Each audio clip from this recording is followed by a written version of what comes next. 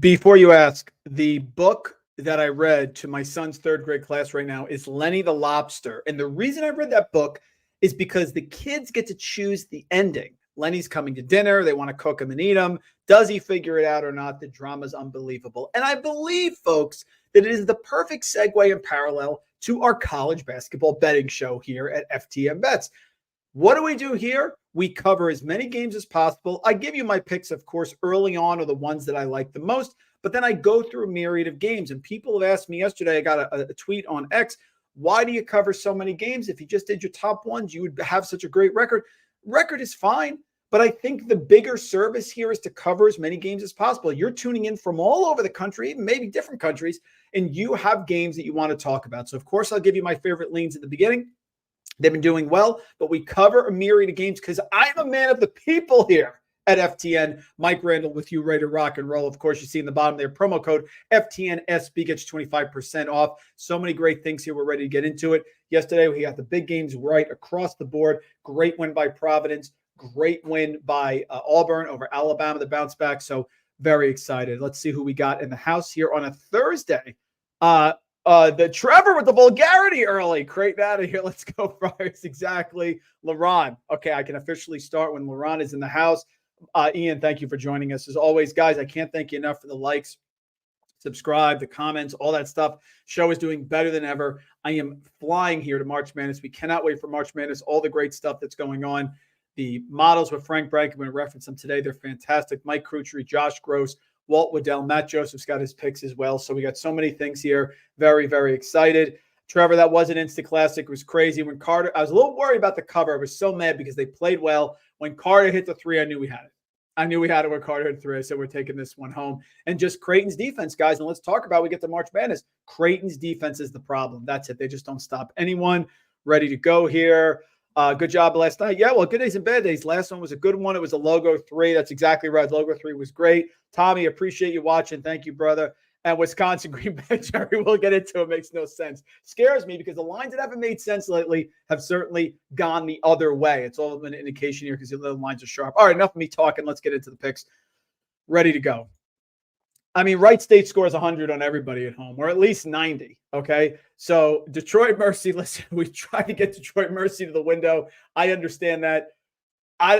Detroit Mercy keeps it close tonight. Jaden Stone has 50. I don't know. I just think the game's going over 160. These are all from this morning, so if they've moved a little bit, I apologize. You can put it in the comments. We'll still talk about it. There probably still plays here. We're going over on Detroit Mercy and Wright State early. It just seems like this is right. You look at their games, the last few games that Wright State has played, especially at home, they are scoring a ton of points. And I just don't have any faith that Detroit Mercy is going to stop them. Here we go. Wright State, last few games at home. They lost to Youngstown. It was 88-77, so that would have counted. They dropped 95 on Milwaukee. It was 88-81 against Green Bay, who plays at a snail's pace, by the way. 82-70 in Cleveland State's 152. Detroit Mercy on the other side in their away games this year. They've led up 78, 87, 102 in double overtime to Bobby Morris, who we'll get into, 91, 83. Enough. We're going to go over in this first game. Same thing with Chattanooga and VMI. I like VMI here. I'm a little worried because Chattanooga sometimes with those threes, king of the little people, they can catch fire. Harder for Chattanooga to catch fire. And again, they shoot the highest percentage of shots from three of any team in the country. Harder to do against a good defensive team. So I have the play later on for VMI plus 15.5, but we'll just go with the over here because I think VMI will score and both teams will be able to get up and down the floor. So that's why we're going there. In fact, I think the first time they played, let's just check quickly. First time they played earlier this year against Chattanooga, yeah, it was 109-61. So I know that Chattanooga is going to be able to score, especially, even though the game's on the road. And I think VMI can score a little bit at home as well. So give me like a 85-75 type of game here. And that would get us clearly over this number with the 160. So we'll take the over on this one. I mean, listen, if Florida Atlantic burns me here, I'm fine with it. But this game hits all the markers that we've talked about all year long on games that we want to back the second time. Florida Atlantic has struggled to cover. We know that. They did cover Tulsa. They covered Rice, I think, by a half point. But outside of that, didn't cover Florida Gulf Coast, didn't cover East Carolina, Charlotte, Tulane, UAB, Wichita State, Texas San Antonio overtime, North Texas, enough.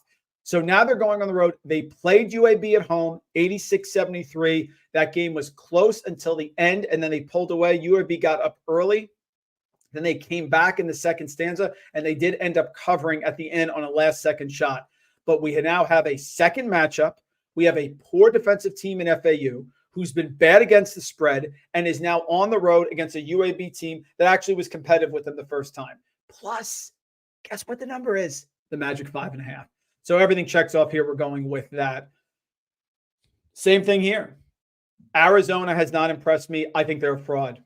Arizona is great with offense. They're number one in the Pac-12 in adjusted offensive efficiency, and their numbers look good. They're number one in adjusted defensive efficiency in the Pac-12. But they go on the road to Oregon State, they get a big league, they gag it. They go on the road to Washington State, they lose it there. They go on the road to Stanford, they give up 100. And their entire offense, when they score, now they can go inside to Ballo as well, but Ballo against Brandon Carlson should be able to play well in this matchup. He did not play well in the first matchup, which, by the way, was close at half. You play Arizona on the road, you normally get blown out. The game was a 3-point game at halftime, so Utah played fairly well in that matchup.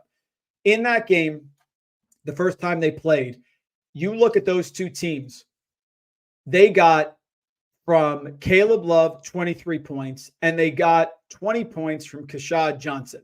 Both of those players are very feast or famine. Caleb Love has taken over 300 shots. It's almost more than double anybody else in the team. Keshad Johnson has more single-digit games than double-digit games in the last 13.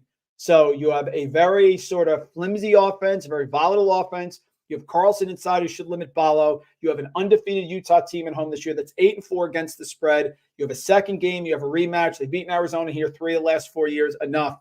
Utah +6. I think this line will drop as we get closer to the start of the game. I will admit this is uncomfortable because the lines that have made no sense, my one last night that I put out here for you on the show, why was St. Louis only down 3.5 points in their matchup yesterday? Why were they only laying? They're terrible. And sure enough, what does St. Louis do? St. Louis in yesterday's matchup, this was absolutely classic.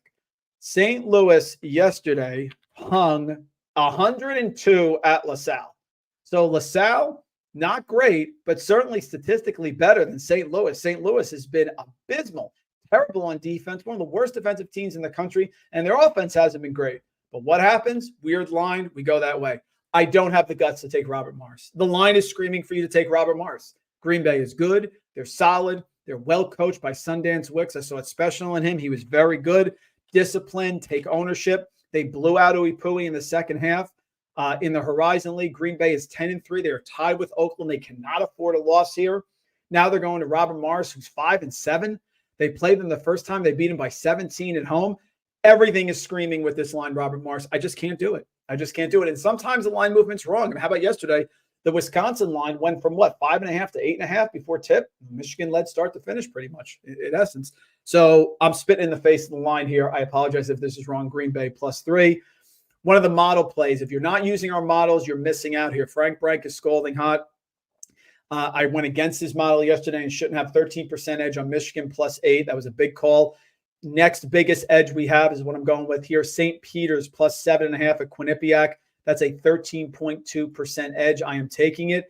And I have to admit, again, you look at these matchups, St. Peter's here on the road, not the same team in the past, but they have been playing better together, and they're on the road against Quinnipiac. Tom Pecora has come back after last coaching for him in 2015, and Tom Pecora has done a great job in the MAC with this team, which is 10-1.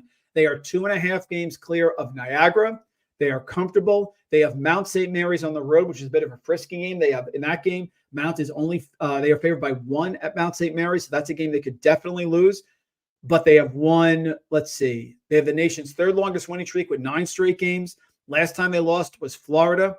They have swept, they lost Canisius on Friday, December 1st. That was their first and only loss here in the MAC. So St. Peter's +7.5. You want to say sleepy spot. You want to say St. Peter's defense shows up. You want to say maybe Quinnipiac's offense isn't clicking and St. Peter's is able to do some damage and force some turnovers. That could definitely happen because St. Peter's on defense, top 25 in the country at forcing turnovers, and that's sort of a weakness of Quinnipiac, who can give it away a little bit too much. So that's the avenue. I'm trusting the model. I'm trusting the edge. That's where we're going. I hate UMass Lowell. We faded them last time. I don't know what's up with Koulibaly. He was dominating to start the year. Without him, their interior defense isn't as good. Without him, they can't score as much. On the road, UMBC plus 7.5. I also like the over here. I put that in the Discord later today, the over, because UMBC at home, one of the fastest paces in the entire nation, up and down the floor. They are currently number 6 in adjusted tempo. They play super fast. They can shoot the three well at home. UMass Lowell has been a shell of themselves. Their defensive metrics has just dropped precipitously. Batuquet really struggling. Lost to Vermont, lost to New Hampshire at home, not playing well. And their defense is giving up a ton of points. They gave up 82 points at home to UMBC the first time and barely beat them by 4. Now the game's at UMBC, and they're getting 7.5. We will take them there. Always impressed with Towson and Pat Skerry. Delaware's got to go on the road to win. I don't think they're going to do it. I like Towson to win the game, so I'm going to lay the points here. Towson coming off a tough loss away at Hofstra, but they played super well. 7-2 overall, lost their first game away in the CAA to Monmouth, and then they've gotten hot because that's what Pat Skerry does. This team is playing much better than they have at the beginning of the year. Their free throw percentage is up. They're great at locking down from three-point range. They're great at shooting. They're not great inside on offense, but they play better at home than they do on the road with their offense. Delaware, very up and down, can't get any consistency. Lost away at Hofstra, lost away at UNC Wilmington, lost away at Drexel. Played William & Mary, played well, won that game, but Towson's a heck of a lot harder than William & Mary. We will take them there. This line is rising. I got it last night for the subs, so I got to get in the Discord. Middle Tennessee State is not good this year. They have really struggled. They've been terrible on the road. They're not great at home. Shout out to the days of Kermit Davis back with Middle Tennessee State and the Blue Raiders in Murfreesboro. Liberty's going to pound them here. Liberty's not great, but they're king of little people. This reeks to me to be a Liberty by 25 game. That's what it is. Liberty at home, not really great, but they're good enough and disciplined enough to win games against inferior opponents. That's what Middle Tennessee State is. I don't trust them on the road. Even though they play really slow, they don't score a ton. Liberty should be able to put this team away. I think they clear this in the first half. Yeah, I'm going to hang with Siena. I get it. I get it. You know, my guy Carm Massarello has had a bad year. He's a superior coach. They usually get better as the year goes on, but they have struggled mightily. But at some point, they're going to get one here. They hung around with Mount St. Mary's. They were down big. What happens is they're down big, and then they come flying back. Marist away, they almost won. They did beat Niagara away. Canisius away. They're battling. He's doing a good job. There's just, I just think they can cover one at home, getting 4.5. Dura Gordon, the transfer, is very hot and cold. He was terrible last game. Came over from Missouri and Austin P. I just think Carm at home getting points is tough, and I don't trust Marist here to win on the road. It's not that Marist is anything great. They've been up and down, up and down. This is a spot for Siena. I've hung with Siena a lot, and they've burned us a couple of times, but I'm going back to them here, especially because it's up to 4.5. Sacred Heart stinks. I hate Anthony Latina's team this year. They were favored in the NEC. Their record is good, but they're just not that good. Sacred Heart, they started with Nico Gillette coming off the bench, which was an idiotic move. Yes, they're 6-3 in the NEC, and they're one game behind Central Connecticut and Merrimack. I just don't think they're very good. They're going on the road here against Central Connecticut. Good luck with that. Central Connecticut wants to bury this team, and I think they're going to do it tonight. Central Connecticut had some really impressive wins. I like them at Fordham. They're great on offense. They're great on the interior defense as well. No look ahead because they got fairly ridiculous coming up after that. So I'm taking Central Connecticut to beat Sacred Heart comfortably. Another line that doesn't make sense this time, we're going with it. Utah Valley against Tarleton State. Look at the records of these teams. Utah Valley, 9-13. Tarleton State, 15-7 with Billy Gillespie.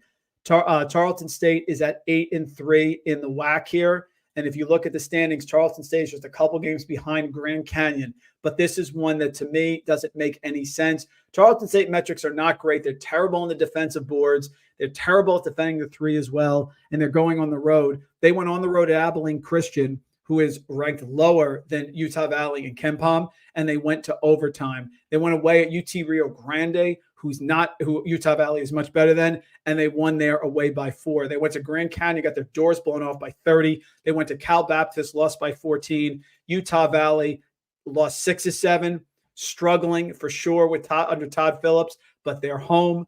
They're battling against Tarleton State. I think this is a sleepy spot for Tarleton State.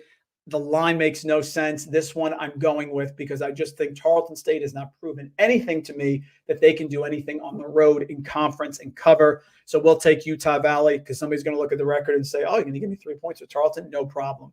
And that's where we're at there. Arizona State is cooked. Colorado needs this win. Colorado is super talented, but I think Tad Boyle is as frustrated as we are with this Colorado team that lost their last 2 games away. They played 3 straight away games, Colorado. They played Washington and won 98-81. Then they played away at Washington State, who's super good, and they played away at Utah, and they did lose, but it was only by 5. Now they're coming home to place Arizona State. Arizona State is terrible under Bobby Hurley. So sloppy, so frenetic.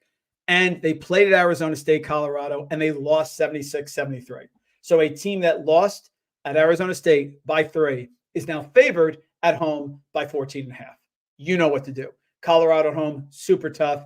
Arizona State, not to be trusted. Revenge spot. Colorado coming off of 2 losses, needs this win. 20-point win. Colorado. Thank you very much. Let's get to the questions. They're flying here. Sorry, guys, for the delay with the questions. Apologize for that. The logo 3. Yeah, Laurent, UNC Ash. I liked UNC Ash last night. It just, Laurent, we look for spots where we want regression. You look for teams that are scalding hot from 3, and you say, boy, they do from some regression. You look for teams with a great coach, and you say they're going to get it right at some point, like Shaheen Holloway with Seton Hall. Tremendous. And I just, High Point had the longest winning streak in the country. The first game against UNC Ash was really close. UNC Ash is the leader in the conference. Drew Pember, a lot of minutes returning, great coach. It just added up to a game that I thought High Point could struggle. But they were down big. They came all the way back. High Point's a really good team. They're going to be really, really good. Let's see. Jerry's a Green Bay fanatic. So am I, Jerry. They've just been doing fantastic. We're locking in UAB. FAU, prove me wrong. You see on X when I put that out there, not cover, not cover, not cover, not cover. They can get up for this game. But UAB played that first game tough. It's just Florida Atlantic got hot from 3-point range, and they still covered. I know it was the last second shot, but they still covered. Let's see. Adding the totals. Yeah, Grant, going to try to add some the props as well. It's just the props I don't do till later, so it's hard to get them in the show. Maybe I'll add some props on the Saturday show for you. Yeah, Taylor, this one, I kind of lean to the under is my play. I think it's a sneaky good game. I think it's a close game, and for that reason, I'm leaning to the under. The under dropped, I think, by about 2 points, but I still like it. This is a good question in this game. It's very close. Don't have a pick on the side, but I do like the under. Yeah, they could be, Trevor. They could be flipping the switch. I get it. It's just, remember last year we were on that incredibly scalding hot win streak. We were putting 1 pick a day in the Action app, which is what we do, and we won like 19 in a row.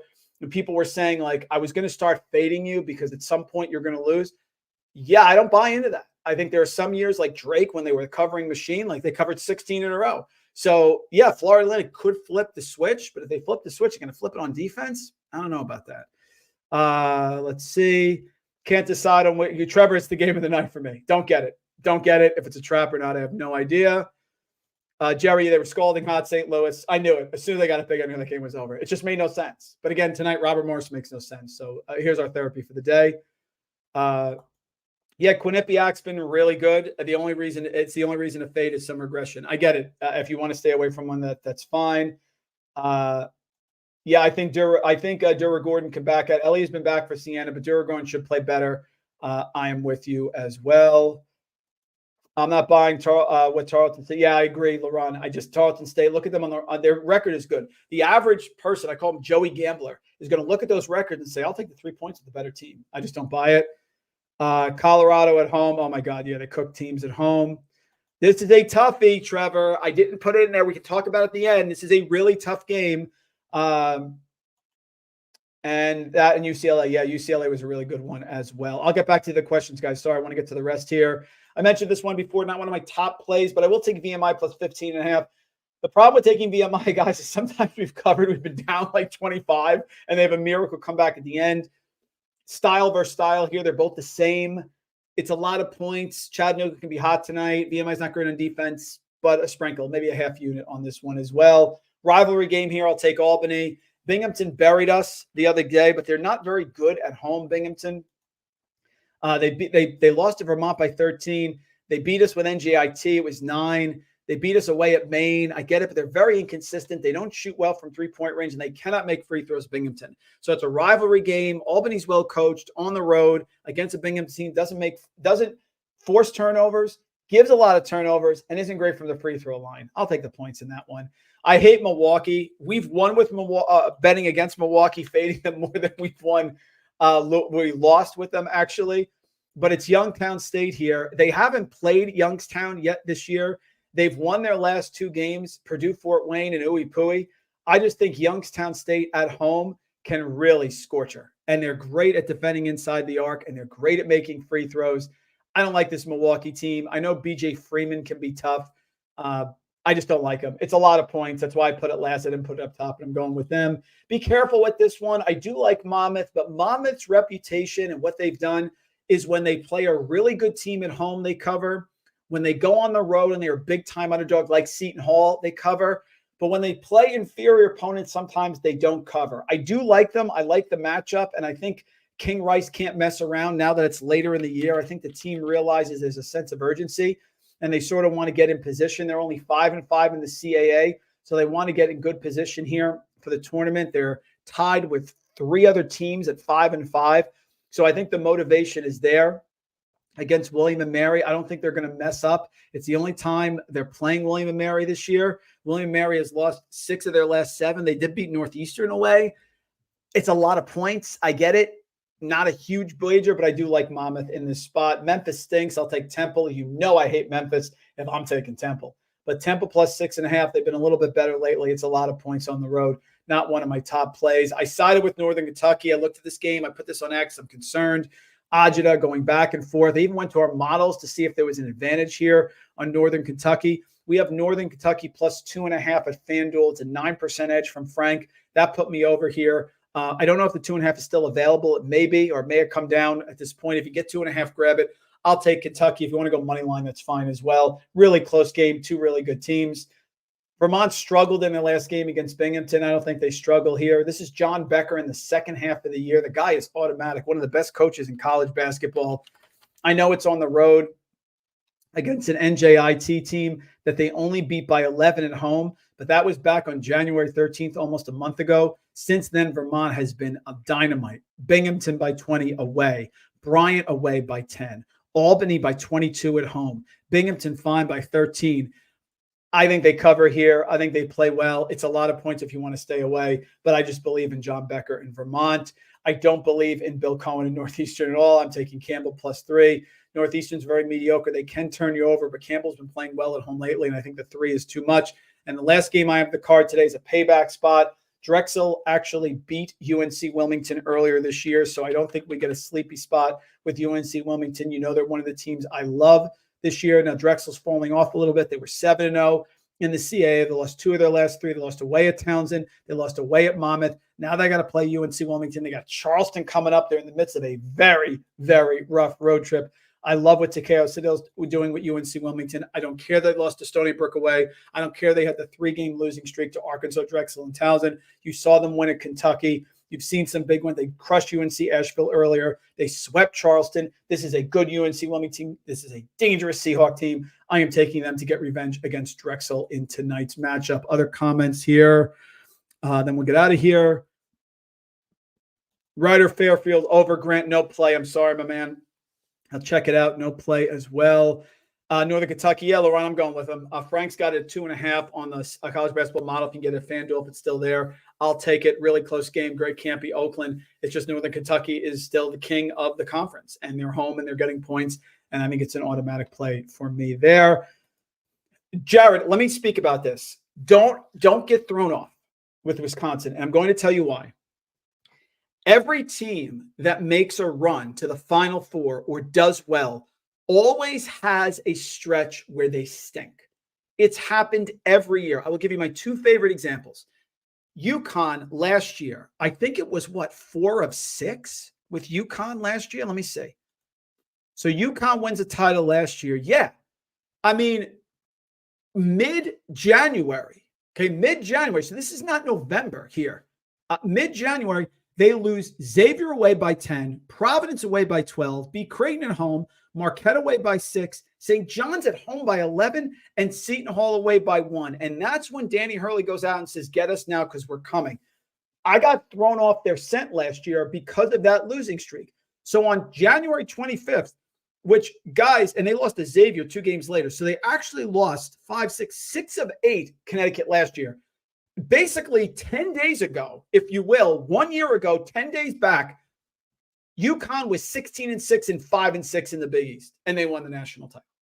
Second example, go back to Bruce Pearl with Auburn. So we go back to Auburn here. Hold on a second. This is relevant. Auburn, who's scalding hot, go back to them. Yeah, here it is. 2019 with Auburn and Bruce Pearl. Again, late January. Kentucky home, they lose. Away, South Carolina, who was not good that year, they lose by 3. Mississippi State away, they give up 92. Dear Lord, they are 13-6 and 2-4.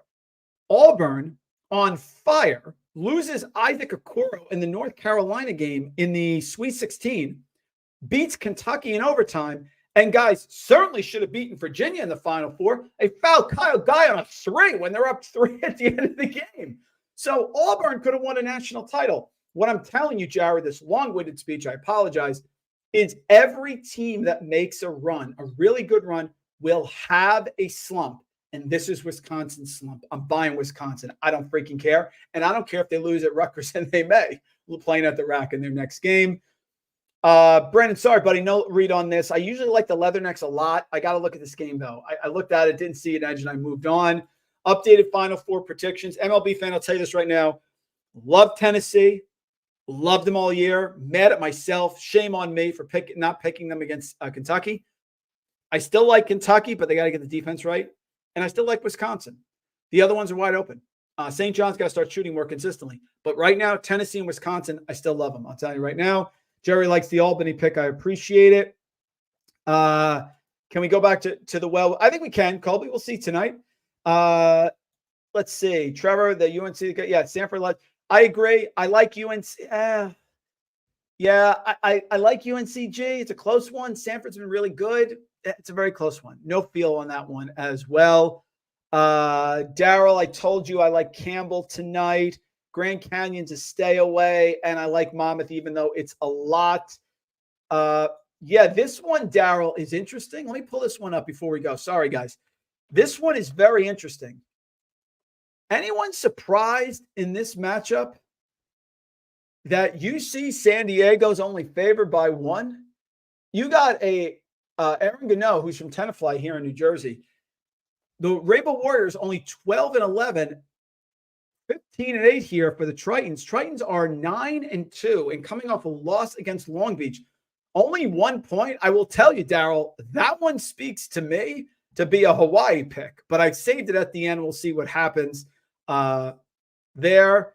And I guess that's it. Yeah, it was wild. Yeah, Trevor. Again, everyone goes into a slump. I don't mind the slump here for Wisconsin. That is it, folks. There are the games. You know the deal. Thank you for joining me, as always. 9:30 Saturday. 9:30 Saturday. We've killed it the last 2 weeks. We've had fantastic shows. Love you guys. Honored to be here. I cover as many games as I can. If you have a game that you want me to cover on Saturday, please send me an X at Randle Rant. Let me know. Put in the Discord. Tag me, the whole thing. I'm here to serve you. We're here to have college basketball therapy. We're here to have a discussion. That's what we do. We make our picks. We get to the window, but we do it together. That is the key. The FTN family, as always. Good night, folks. Appreciate it. Good luck. And get to the window.